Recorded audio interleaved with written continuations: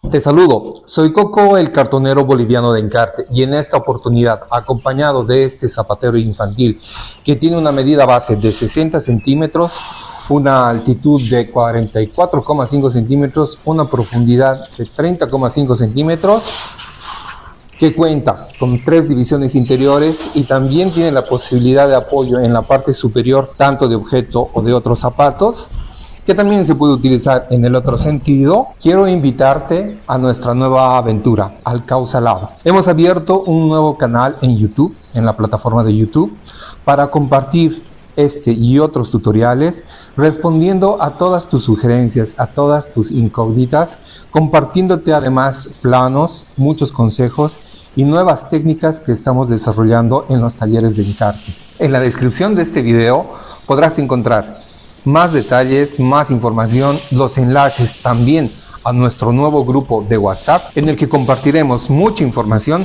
y el acceso directo a todos los tutoriales para que puedan revisarlos las 24 horas del día. Bienvenidas y bienvenidos a esta nueva aventura, al CARTÓN. Esperen, me estaba olvidando. Este zapatero infantil tiene muchas funciones. Se puede adaptar a diferentes espacios del hogar y puede ser utilizado con zapatos y zapatillas de todas las edades.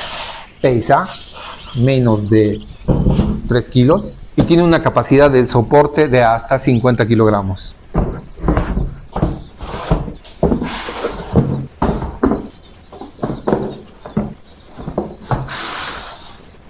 En la descripción también podrán encontrar el enlace a este tutorial que está dividido en 3 entregas. Muchas gracias por tu tiempo y te espero en el CARTÓN. Tinkuna Kama.